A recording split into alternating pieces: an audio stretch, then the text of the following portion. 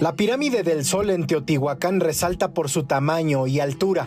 Sin embargo, la pirámide de la Luna, que es 20 metros más pequeña, pudo haber sido más importante en la llamada Ciudad de los Dioses.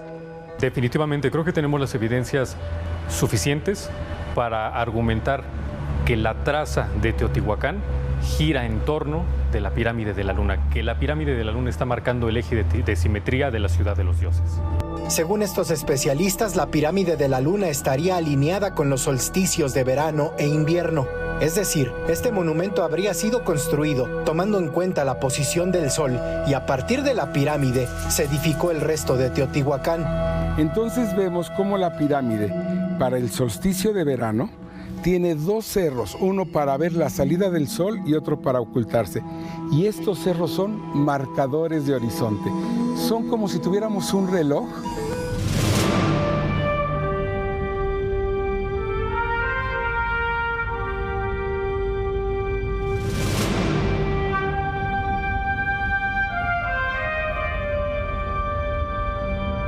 Para respaldar su teoría, los investigadores tomaron en cuenta estas imágenes.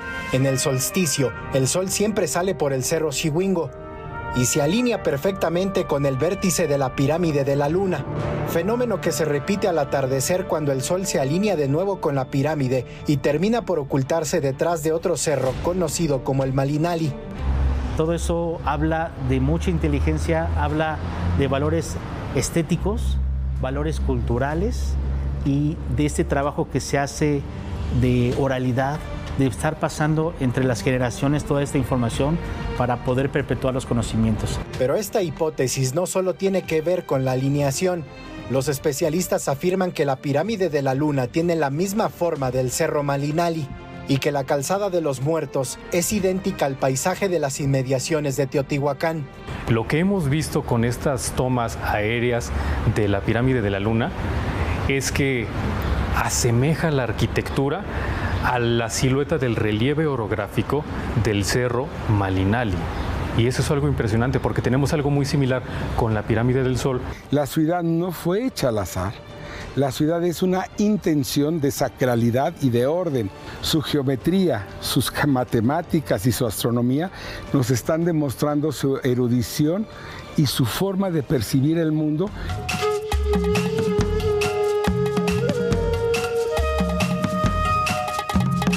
El Instituto Nacional de Antropología e Historia ya fue notificado de estos descubrimientos que podrían cambiar la concepción acerca de cómo se levantó la llamada Ciudad de los Dioses. Gael Chávez, Salvador García y Rubén Mendoza, Fuerza Informativa Azteca.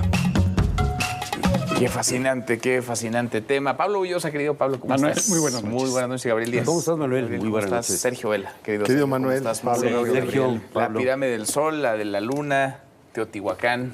¿Cómo lo ves, querido Pues Pablo? un lugar portentoso al que hay que ir, los que no hayan ido. No se esperen a que lleguen turistas extranjeros para ir. Muy impresionante, que tuvo su esplendor entre el año 100 y el año 600 más o menos de nuestra era, que llegó a ser uno de los centros urbanos más poblados de todo el orbe, aunque en aquel entonces, pues obviamente en Eurasia no tenían ni la menor idea de lo que ocurría en América, ni nosotros ni en América tenían la menor idea de lo que ocurría en Eurasia. Y bueno, pues estas pirámides destacan en la ciudad de Teotihuacán por ser, pues por ser lo más notable, por ser los edificios más altos. Son pirámides distintas a las pirámides de Egipto, que son más antiguas, pero que compiten en interés internacional con ellas. Y la pirámide del Sol es más alta que la de la Luna. No es del... O sea, aquí hay que recordar que los teotihuacanos no nos dejaron una documentación, no sabemos exactamente, no tenemos testimonios de ellos. Se ha ido interpretando, se ha tratado de comprender, Sí, pero no hay una explicación, digamos, que anteceda. Exacto, y no tenemos documentos, o sea, propiamente es una ciudad de la prehistoria en el sentido clásico de que no tenemos escritura para averiguar qué pensaban, qué hacían, qué decían. Entonces todo se infiere a partir de los restos arqueológicos, por eso son también tan importantes todas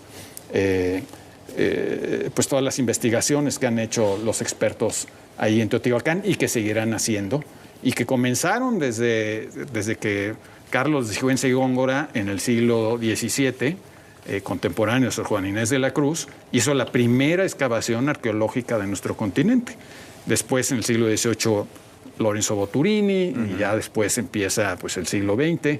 Se cometieron muchos errores a lo largo de esas primeras investigaciones arqueológicas, pero ahora contamos con una investigación de arqueología científica de primer nivel en nuestro país, de la que debemos estar orgullosos. Y seguimos pues, tratando de comprender, Gabriel, tratando de inferir. Hubo de todo, como dice Pablo, incluso ya en el siglo XX, la exploración que hizo Leopoldo Batres fue la que causó los mayores daños. Sí. Creo que empleó indiscriminadamente dinamita a la hora de descubrir las ruinas. Le urgía desenterrarlas porque era con el propósito de la celebración del centenario de la independencia dentro de las fiestas del Porfiriato. Verdaderamente esplendorosa la ciudad, pero nadie sabe a ciencia cierta nada de ella. Y cuando llegaron los aztecas a esta parte del valle, se maravillaron y dijeron aquí vivían gigantes, ¿no? Y ellos fueron los que construyeron algo entre el mito y la realidad de lo que allá ocurría, ¿no? Porque en náhuatl, Teotihuacán llegó a significar el lugar donde los hombres se convierten en dioses o donde se crean los dioses, ¿no? Y las referencias que tenemos no son históricas, como dice Pablo, no dejaron nada escrito ni siquiera en términos de jeroglíficos, ¿no? Son lo que los informantes le dijeron al padre Sagún, ¿no? Que ahí había ocurrido, ¿no? Que se reunieron los dioses y que dijeron, oye, estamos en plena noche, ¿quién va a alumbrar el día? Y fue cuando se sacrifican los dioses, Nanahuatzin y todos estos, y procuran y hacen la creación de la luz. Entonces le dan esta importancia teogónica, pero eso ya son los aztecas, ¿no? Sí.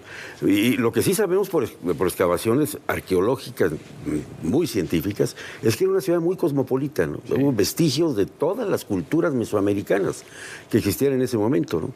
Que cuando empezó, bueno, 300 años antes de Cristo, ¿quién la empezó a poblar? Se dice que si totonacos o nahuas o tomíes, etcétera, no se sabe a ciencia cierta, ¿no?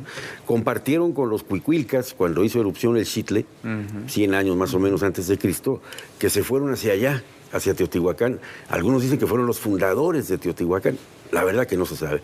Pero ese crisol primario de las etnias que existían en el valle creó esta ciudad maravillosa que, como bien dijo Pablo, en su tiempo fue la cuarta ciudad más poblada del mundo. Se calculaba entre 100 y 200,000 habitantes. Sin duda la más grande del continente y la más poblada, ¿no? Entonces es interesantísimo esto. Ahora, más allá de la fascinación que ejerce sobre propios y extraños, un conjunto de ruinas tan rico, tan monumental e impresionante como es Teotihuacán, yo creo que lo que está en juego en este momento es la interpretación de los estudios que se han hecho en torno a Teotihuacán. Es decir, no estamos frente a una disciplina, la arqueología, que pueda proferir en un momento dado una verdad que resulte incólume y que no se modifique.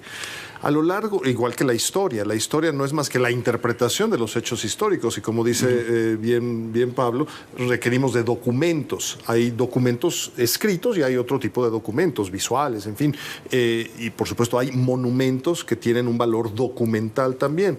Pero efectivamente lo que me parece fascinante es que la arqueología se allegue contemporáneamente de tantísimas disciplinas para poder dar una visión integral del pasado, sin que pretenda establecer, como digo, una verdad a pie juntillas y que ya resulte absolutamente inamovible.